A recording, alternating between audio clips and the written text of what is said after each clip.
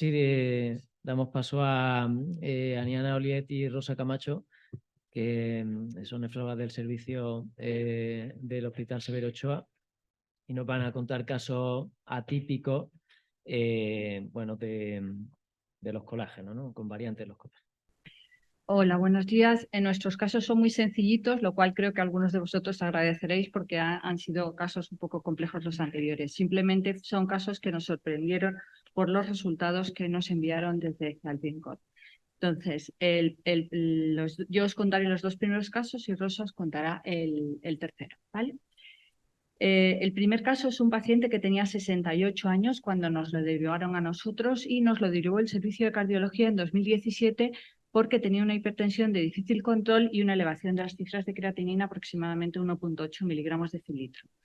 Es un paciente muy fumador que sigue fumando en el momento actual, es bebedor importante desde el año 2015 con una dislipemia que estaba tratada y que había tenido un accidente isquémico transitorio sin secuelas en el año 2001. Además, tenía hiperuricemia con crisis de gotas de repetición y una valvulopatía reumática mitral con una doble lesión que entonces era moderada. O sea que al pobre señor no le faltaba prácticamente nada.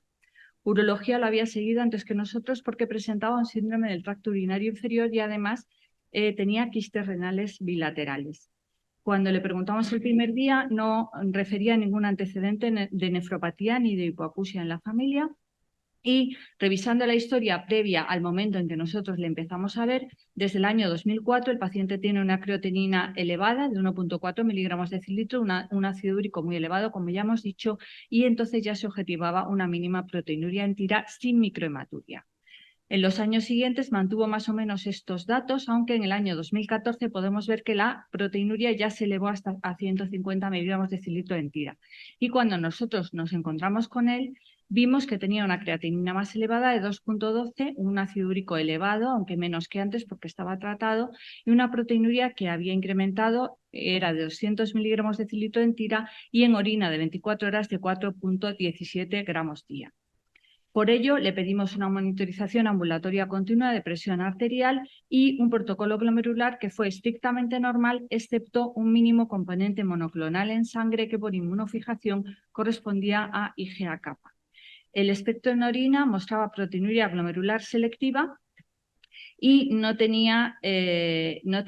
un pico en orina importante o que mereciera ser cuantificado. Se mandó de todas formas al servicio de hematología, lo revisó en los años siguientes y en 2019, aparte de una serie ósea, decidió realizar un aspirado medular que mostró una médula ósea normocelular sin evidencia de infiltración por células plasmáticas, por lo cual lo diagnosticó de una gammapatía monoclonal de significado incierto. Hematología lo ha reevaluado en el año 2022 y 2023 y no ha cambiado dicho diagnóstico porque el pico se ha mantenido estable en todo momento. La monitorización de presión en 24 horas nos mostró, como podéis ver aquí, hipertensión tanto a lo largo del día como de la noche con un descenso mínimo de las cifras tensionales durante la noche y eso que se realizó con 4 fármacos, amlodipino, atenolol, higrotona y telmisartán. Entonces, en ese momento, los urólogos, por su parte, le habían pedido una prueba de imagen con contraste en la que podemos ver quistes renales bilaterales en número incontable. En lo que contaban los radiólogos eran incontables lesiones ovoideas bien delimitadas en ambos riñones compatibles con quistes, alguno de ellos en el lado derecho con alta densidad sugestivos de contenido hemático. En este momento se desestimó la posibilidad de biopsiar al paciente porque por su morfología renal la verdad es que nos provocó un poco de respeto. Se concluyó entonces que el paciente tenía una poliquistosis renal por criterios radiológicos y una enfermedad renal crónica con proteinuria en rango nefrótico, pero sin síndrome nefrótico clínico ni bioquímico, asociado a una hipertensión mal controlada. Se incrementó la dosis de telmisartán y se sustituyó higrotona por furosemida en un intento de mejorar la evolución del paciente. Pero el paciente evolucionó mal y a los 18 meses fue transferido a consulta de insuficiencia renal crónica avanzada con una creatinina de 3 miligramos y una proteinuria de 5,56 gramos día.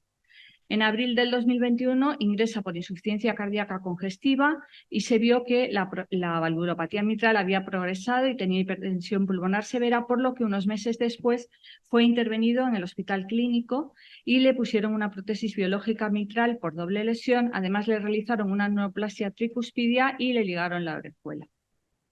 A pesar de esto, el paciente no mejoró funcionalmente y unos meses después, valorado en la unidad de insuficiencia cardíaca de dicho centro, se objetivó un bloqueo de rama izquierda por cirugía, se vio que la prótesis mitral tenía un gradiente elevado y además tenía una estenosis aórtica moderada con una área valvular pequeña. La fracción de eyección en este momento era del 42% y el ProBNP muy elevado. Se decidió actitud expectante,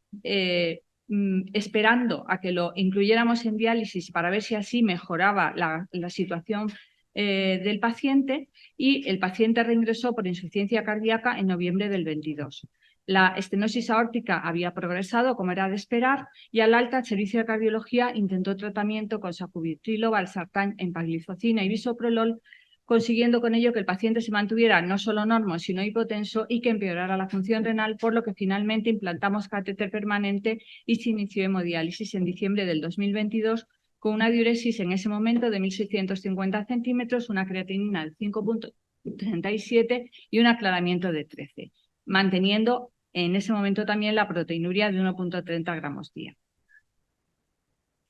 Le pedimos en ese momento una ecografía renal para ver si la uropatía obstructiva estaba jugando un papel en el deterioro de la función renal, y como vemos, los riñones eran de tamaño muy grande, 17.5 centímetros el derecho y 18.5 el izquierdo, con múltiples quistes, pero no se objetivó dilatación de la vía excretora. Como el paciente tenía 3 hijos, una de ellas vivía con él porque los otros eran de su matrimonio anterior y quería saber si tenían una poliquistosis, se decidió en ese momento pedir el panel de poliquistosis hacia el INCOD, que son estos 13 genes que podéis ver aquí, son los que se incluyen en ese panel. Y el resultado fue que no se habían identificado variantes genéticas clínicamente relevantes en dicho panel, pero que sí que se había identificado una variante heterocigota en el gen colágeno 4A3 asociada al desarrollo de síndrome de Alport. Aquí os transcribo lo que nos comentaron los genetistas, que era una variante descrita previamente en la literatura y en las bases de datos clínicas, y era clasificada como patogénica y estaba producida por una delección de 24 nucleótidos en el exón 1 de dicho gen, que conduce a una eliminación de varios codones que no dan lugar a la alteración en la pauta de lectura, pero la falta de este fragmento afecta al péptido señal. Nuestro paciente tiene, además de esta hija, 2 hijos más. Solo ha accedido a realizarse estudio clínico y genético la más joven, que es la que nos lo había solicitado, y en esta por ahora sabemos que la función renal es normal, no tiene alteraciones en el sedimento y no disponemos del resultado de ecografía que le hacen la semana que viene, pero no ha habido forma de conseguirla antes, ni del estudio genético que está extraído, pero no tenemos los informes. El segundo paciente es un paciente que nos manda el médico de cabecera porque tiene quistes renales bilaterales. Aunque esta imagen de la tomografía no lo demuestra bien, está tomada para ver solamente el quiste de mayor tamaño, pero tenía efectivamente también incontables quistes renales bilaterales, pero en este caso los riñones tenían tamaño normal. No tiene ningún antecedente de enfermedad renal en la familia y tenía función renal conservada, orina sin alteraciones y no tenía proteinuria. Pedimos el mismo estudio genético que en el paciente anterior y nos confirmaron que no se habían identificado variantes genéticas clínicamente relevantes, pero que sí que había una variante distinta a la anterior en el gen colágeno 4A3 asociada al desarrollo de Alport. Entonces, nuestra pregunta, al tener esta información, fue: ¿es la misma entidad la responsable de los quistes y del resto de la patología del paciente, o son 2 entidades distintas? Entonces, el grupo del doctor Praga pudimos ver que ya en el año 2014 había publicado este artículo en el que estudiaban a pacientes diagnosticados anatomopatológicamente de enfermedad de la membrana basal fina y los dividían en 2 grupos de 16 pacientes cada uno, porque en total tenían 32. En estos 16 pacientes lo dividían en base a que tuvieran una proteinuria mayor o menor de 0,5 gramos 24 horas. Y lo que veían, siguiéndoles en una media de 15 años, es que los que tenían proteinuria inicial menor de 0,5 tenían una mucha mejor evolución de la función renal a largo plazo, desarrollaban con mucho menor frecuencia hipertensión arterial y no desarrollaban quistes. Sin embargo, aquellos con enfermedad de la membrana basal fina que tenían una proteinuria superior a medio gramo desarrollaban más insuficiencia renal a largo plazo, más proteinuria y tenían hasta un 56% de los casos quistes renales bilaterales. Unos años después, el mismo grupo del doctor Praga, en asociación con genetistas e internistas de la Universidad de Yale, digamos que miraron este problema desde otro punto de vista. Y es que ellos pensaban que los pacientes con poliquistosis, la mayoría de ellos tenían alteraciones en el PKD1, algunos tenían alteraciones en el PKD2, pero un 8% no tenían alteraciones ni en el PKD1 ni en el PKD2. Y en estos pacientes y en aquellos con enfermedad de la membrana basal estrecha que no, en los que tenían además de esto quistes, hicieron un estudio del exoma y vieron que en 5 del primer grupo y en 4 del segundo grupo desarrollaban también alteraciones en los genes del colágeno, no encontrando alteraciones en ninguno del resto de los genes de poliquistosis. Y por último, en el año 2012, hay un autor australiano que demuestra también y publica un caso muy parecido al primero nuestro, de un paciente que tiene quistes renales bilaterales, enfermedad renal, insuficiencia renal, proteinuria y en este caso sí microhematuria, y en el que la secuenciación completa del exoma mostró una alteración en el gen colágeno 4A5. Entonces, la pregunta que queremos plantear es que dado que los quistes renales también están presentes en otras patologías mediadas por el colágeno, los quistes se podrían producir por distensión de la membrana basal anómala. Es probable que la membrana basal anómala provoque la pérdida de podocitos con hiperfiltración glomerular secundaria, y ya hemos visto que la alteración genética del síndrome de Alport o del colágeno es la variante más común encontrada en familias con glomerulosclerosis focal y segmentaria o también en pacientes con nefropatía IgA. Sabemos que más de la mitad de los pacientes con Alport autosómico dominante y proteinuria desarrollan quistes renales múltiples. Los quistes del síndrome de Alport se distinguen de los de la poliquistosis porque estos últimos son más numerosos, grandes y afectan también al hígado y ocasionalmente al bazo y al páncreas, pero esto, si es así, implicaría que los test genéticos para enfermedades quísticas y ciriopatías deberían incluir a los genes colágeno 4A3, colágeno 4 A4 y colágeno 4A5, porque muchas veces esta enfermedad podría justificar las dos entidades.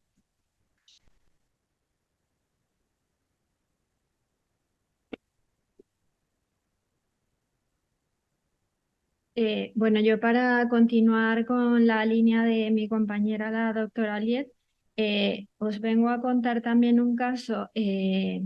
no tan brillante como los demás que habéis presentado, pero bueno, por lo menos a mí me ha ayudado a plantearme muchas cosas. Es un varón de 54 años, natural de Ecuador, sin antecedentes familiares de interés, aunque toda su familia vive allí y hace mucho él no tiene contacto con ellos, entonces eso nos ha quedado un poco la información un poco escueta, pero desde luego no parece que haya enfermedad renal crónica en la familia. Él, cuando le conocimos, no tenía patología, no tenía ninguna alergia, era hipertenso, controlado con dosis baja de ARA2, tenía un poco de sobrepeso, una hepatitis A pasada, hiperuricemia con alguna crisis gotosa. Nos los remitieron desde la consulta de urología en el año 2010, para entonces tenía 40 años, por deterioro de función renal en el seno de una uropatía obstructiva de origen litiásico.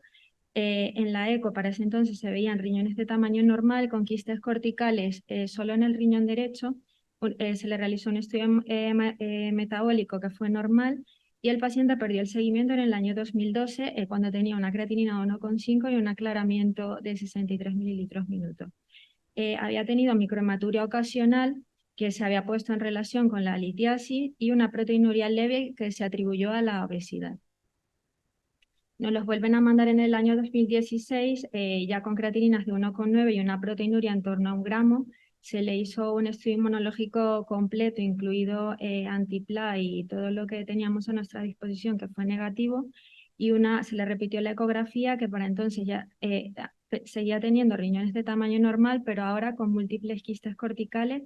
bilaterales y aumento de la congenicidad, y volvió a perder el seguimiento porque el chico pues es así.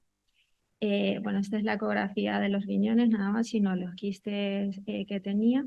Nos los volvieron a mandar en el 2020, la enfermedad renal seguía progresando, mantenía la proteinuria y la microhematuria, con un índice de proteínas creatinina de 1 miligramo a miligramo. Actualmente tiene un deterioro progresivo de la función renal con creatininas entre 3,74 y aclaramientos en torno a 30 mililitros minuto, con un aumento importante de la proteinuria hasta de 4,5 gramos día, sin un síndrome nefrótico clínico ni bioquímico, y la microhematuria persistente. Además del tratamiento con ARA2 que mantenía por la hipertensión, que se ha ido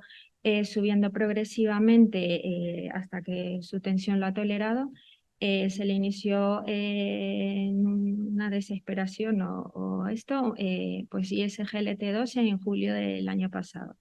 Pero el chico es muy mal cumplidor, perdía el seguimiento y la verdad es que ha sido un poco complicado pues seguirlo y todo esto. Se le realizó una valoración oftalmológica que no se observaron alteraciones relacionadas con el síndrome de Alport, y una audiometría que mostró una hipoacusia neurosensorial leve en agudos, pero que lo atribuyeron a posiblemente la edad, porque se hizo recientemente y no claramente atribuida al Alport. Entonces, con todo esto que habíamos pensado, la verdad yo solo tengo un par de años viéndole al chico, porque como ha perdido tanto el seguimiento, pues ha pasado un poco por mano de varios nefrólogos. Etiquetado inicialmente de una enfermedad renal crónica secundaria a uropatía obstructiva de origen litiásico y una proteinuria que se había asociado a la obesidad y a la hipertensión, pero bueno, la presencia de quistes renales, insuficiencia renal de inicio tardío, junto con un estudio oftalmológico y de audición prácticamente normales, de entrada no nos sugirieron lo que, como ya sabéis, va a ser su diagnóstico final, sino pensamos en otras causas. Ya yo me empecé a plantear que fuese más algo de origen glomerular, me pareció una evolución rara para ser solo una uropatía obstructiva y una obesidad que tampoco era tan obeso, tenía un índice de masa corporal de 28 o 29, pero me parecía mucha proteinuria y mucha cosa para... Y luego ya con los años ya no tenía las litiasis y seguía manteniendo microhematuria, pero cuando yo lo empiezo a ver ya tiene una insuficiencia renal muy avanzada, unos riñones con una cortical más adelgazada, con los quistes, y luego perdía el seguimiento cada 2 por 3 y no le habíamos hecho biopsia renal, por lo que yo, ante un poco la duda, le pido un estudio genético, aunque ya digo que de genética hace poco, de hecho llevo la consulta de los abuelos. Le pedimos un estudio genético en el que se identifican 2 variantes en heterocigotos en el gen COL4A4, considerada de significado clínico incierto, una de ellas, en la que hay un cambio de secuencia de una prolina por una leucina en el codón 857, y otra probablemente patogénica en la que hay un reemplazo de glicina por alanina, en relación al desarrollo del síndrome de Alport. Ambas variantes están descritas en la literatura y hay un caso descrito con ambas variantes juntas. Como todos sabéis, el Alport tiene una presentación clínica, un amplio espectro clínico que va desde pacientes asintomáticos, otros con solo microhematuria, hasta otros con enfermedad más grave, con alteraciones extrarrenales como hipoacusia, afectación ocular, que bueno, sobre todo están descritos el lenticono anterior, la maculopatía, las vesículas endoteliales, hasta desarrollos de proteinuria y enfermedad renal crónica terminal. Pues nuestro paciente, la verdad es que bueno, el cuadro compatible con un Alport autosómico dominante, clínicamente, pues ya ahora después del estudio genético ya me di cuenta que todo le pegaba, un desarrollo en torno a los 40 años o más, ausencia de alteraciones extrarrenales, pero yo creo que lo interesante del caso, si se puede decir, es que había muchos factores de confusión que retrasaron el diagnóstico y que nos mantuvieron en otra línea, como fue que tuviese litiasis renal con un fracaso renal agudo obstructivo, que tuviese el sobrepeso, bueno, la obesidad, la presencia de quistes renales, que unilaterales, luego se hicieron bilaterales, y bueno, que como no tenía afectación extrarrenal ni tenía alteraciones oftalmológicas ni auditivas típicas del ARPO, pues la verdad no retrasaron un poco que nosotros pensáramos en ello. Como ya ha comentado Aniana, pues no hay demasiado en la literatura, por lo que yo he revisado, sobre la variabilidad fenotípica de estos pacientes, ciñéndome a este caso, que la presencia de quistes y de la litiasis, bueno, de nuevo el estudio del grupo del 12 de octubre del artículo, y que también mencionaban la presencia de quistes en varios de estos pacientes, sobre todo en los que tenían proteinuria. También encontraron una prevalencia notable de nefrolitiasis, y el mismo grupo que había ya publicado una asociación de la enfermedad de membrana basal delgada con hipercalciuria, hiperuricosuria y nefrolitiasis.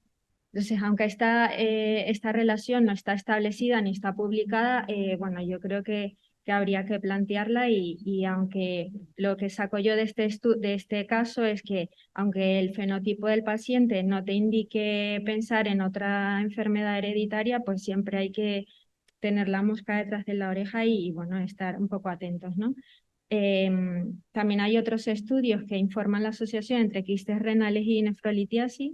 Parece, bueno, obvio pensar que la obstrucción intratubular por los quistes, y pues eso produzca la litiasis.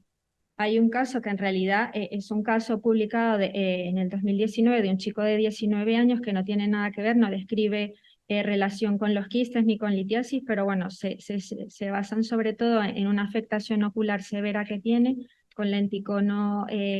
anterior y posterior bilateral muy severo y todo esto, pero sí que en la ecografía describen la presencia de nefrolitiasis. Y no es el único caso, hay algunos otros casos aislados en el que tienen quistes y además tienen nefrolitiasis. ¿Tiene relación? No lo sé, pero bueno, se podría pensar.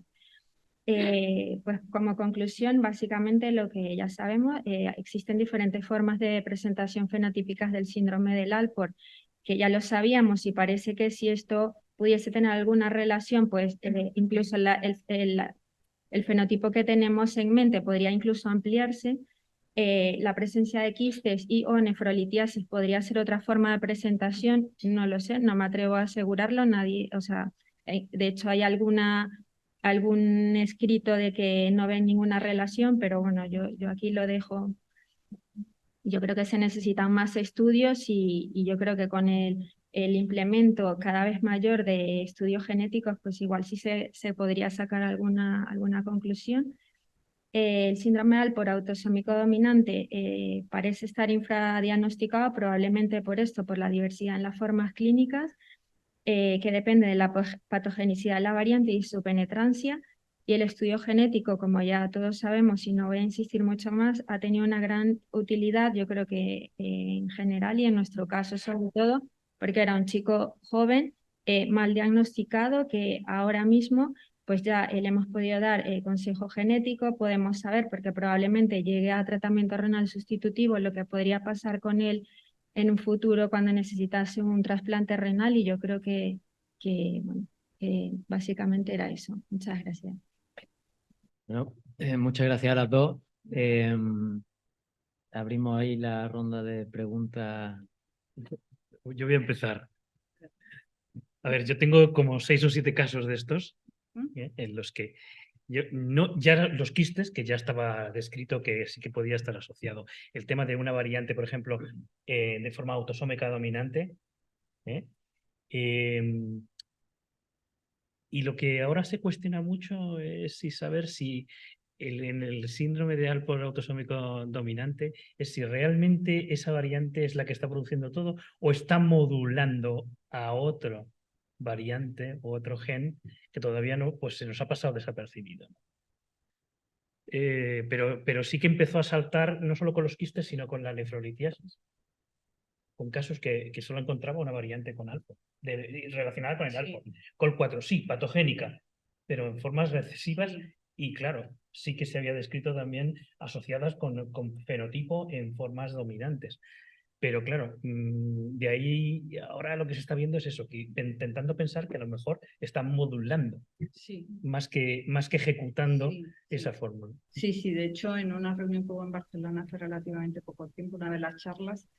fue si era una enfermedad en sí el síndrome de Alport, si podíamos considerar una enfermedad en sí el síndrome de Alport autosómico dominante, pero nosotros hemos venido a contar lo que hemos encontrado. No, no, sí, está perfecto, porque yo también lo he encontrado y de hecho, bueno, presentamos alguna comunicación en una... yo creo. Bueno, yo una de las preguntas que tenía es si realmente hay que replantearse llamar síndrome de Alport a todo o defecto o colágenopatía y que de ahí partan diferentes fenotipos donde, bueno, originalmente el síndrome de Alport se describió con unas determinadas características y ahora se identifican otras. Yo ahí también opino, no hay una explicación funcional que es la que falta para correlacionar la aparición de defectos patogénicos en los colágenos con la aparición de quistes. Parece que hay cierta hipótesis abierta y lo que sí hay es una sobreexpresión a nivel estadístico de este tipo de pacientes y que está ausente en controles. Bueno, eso nos puede hacer lo que hemos comentado a lo largo del día, contemplar diagnósticos diferenciales o otro conjunto de genes que no estábamos analizando en ese momento y que puedan aplicar porque la evidencia actual que hay es, así lo indica que pueda abrir el campo a ver otros genes. Bueno, yo los colágenos ahora mismo, con lo que hay, los consideraría como genes candidatos